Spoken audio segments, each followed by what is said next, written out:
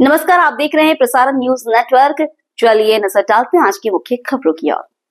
दाहोद पंच कल्याण प्रतिष्ठा का आयोजन अत्यंत हर्षोल्लास के साथ संपन्न हुआ। आचार्य श्री सुनील सागर जी की उपस्थिति में प्राकृत विद्वत सम्मेलन, साधु संतों का महासम्मेलन और श्री सुनील सागर जी युवा संघ द्वारा राष्ट्रीय युवा सम्मेलन आयोजित किया गया। साथ ही हजारों किलोमीटर की यात्रा कर महावीर भगवान के अहिंसा परमो धर्म और जियो और जीने दो के संदेश के साथ पहुंचे अहिंसा रथ कार्यक्रम का समापन किया गया।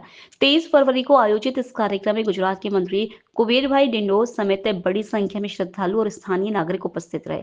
दाहोद के गोधी रोड स्थित महावीर नगर में भगवान शांतिनाथ जी के नवनिर्मित जिनालय की पंच कल्याणक प्रतिष्ठा का महोत्सव 16 फरवरी से आचार्य भगवान श्री सुनील सागर जी महाराज की उपस्थिति में भव्य रूप से आयोजित किया गया।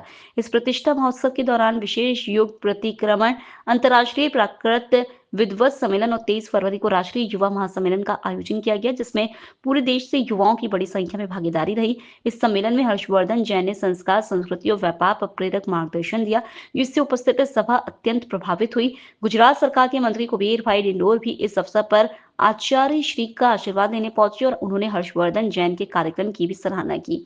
इस अवसर पर आचार्य श्री सुनील सागर जी महाराज ने भी अत्यंत सुंदर और सारगर्भित प्रवचन दिए, जिसे बड़ी संख्या में श्रद्धालुओं ने सुना।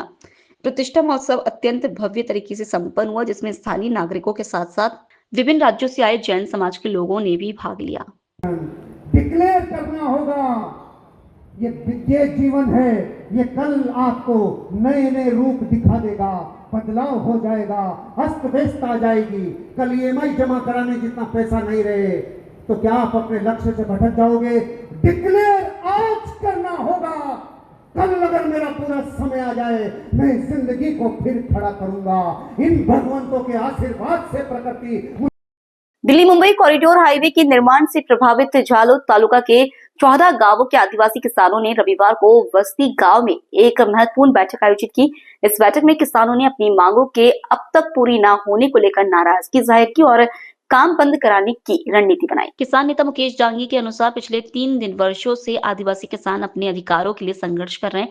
पहले भी 3 बार हाईवे का काम बंद कराया जा चुका है। 5 दिसंबर 2023 को प्रांतीय अधिकारियों और नेशनल हाईवे अथॉरिटी के अधिकारियों ने लिखित में आश्वासन दिया था कि तय समय सीमा में किसानों की मांगों को पूरा किया जाएगा। हालांकि प्रशासन द्वारा 17 में से 16 मांगे स्वीकार करने के बावजूद 3 महीने बीतने के बाद भी कोई कार्रवाई नहीं हुई है। इस स्थिति में किसानों ने 24 फरवरी को झालोद प्रांतीय कार्यालय में आवेदन पत्र देने का निर्णय लिया है। किसानों ने चेतावनी दी है कि अगर उनकी मांगे नहीं मानी गई तो वे हाईवे का काम बंद करवा देंगे। अगर सरकार बल प्रयोग करती है और कोई अनहोनी होती है तो उसकी पूरी जिम्मेदारी शासन प्रशासन की होगी। झालोद शहर के मुवाड़ा क्षेत्र में स्थित श्री विश्वकर्मा मंदिर और रामदेव मंदिर में शुक्रवार रात अज्ञात चोरों ने चोरी करने का प्रयास किया।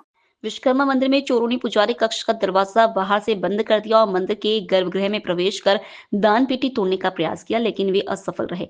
वहीं रामदेव मंदिर में भी ताले तोड़कर चोरी की कोशिश की गई। इससे पहले भी विश्वकर्मा मंदिर में चोरी का प्रयास किया गया था। लगातार मंदिरों को निशाना बनाए जाने से भक्तों में भय और रोष फैल गया है। पुलिस को इस मामले की सूचना दी गई। गोधरा में संत निरंकारी मिशन द्वारा सदगुरु माता सुदीक्षा जी महाराज और निरंकारी राजपिता जी के पावन सानिध्य में 23 फरवरी को स्वच्छ जल स्वच्छ मन परियोजना का तृतीय चरण शुरू किया गया। इस परियोजना का मुख्य उद्देश्य जल संरक्षण और स्वच्छता को बढ़ावा देना है। इस दौरान 23 फरवरी को सुबह 7 बजे से सैकड़ों निरंकारी भक्तों ने रामसागर तालाब के किनारों पर जमी गंदगी, प्लास्टिक, कचरा आदि साफ कर स्वच्छ जल स्वच्छ मन का संदेश दिया। गुजरात में 100 से अधिक स्थानों और पंचमहल जिले के 13 जल स्रोतों पर सफाई अभियान चलाया गया। दाहोद जोन के सेवा दल क्षेत्रीय संचालक राजेश बच्चानी और गोधरा ब्रांच के अजय इसरानी ने जनता से अपील की कि वे सभी लोग इस परियोजना में भाग लें और जल संरक्षण के साथ स्वच्छता का ध्यान रखें। संत निरंकारी चैरिटेबल फाउंडेशन के द्वारा प्रोजेक्ट अमृत का आयोजन गोधरा स्थल पर किया गया। नमस्कार, हम धन निरंकार। आज रोज प्रोजेक्ट अमृत स्वच्छ जल स्वच्छ मन सदगुरु माता सुदीक्षा जी महाराज के आशीर्वादों से भारतवर्ष में 1700 से ऊपर स्थलों पर इस अभियान का शुभारंभ किया गया और इसका आशय एक ही है कि जो जल खराब हो चुका है, जिसमें खूब सारी गंदगी फैल चुकी है, उन वाटर बॉडीज़ को क्लीन करने के लिए जो सतगुरु माता जी की ओर से आदेश आया है, तो उसके लिए सारा सेवा दल यहाँ पर गोधरा राम सागर तालाब के तहत इकट्ठा हुआ है और 200 से ज़्यादा संत महात्मा सेवा दल के और साथ संगत के भाई बहन मिलकर इस सेवा को निभा रहे हैं। तो यही प्रार्थना है, यही अरदास है कि हम इसको साल भर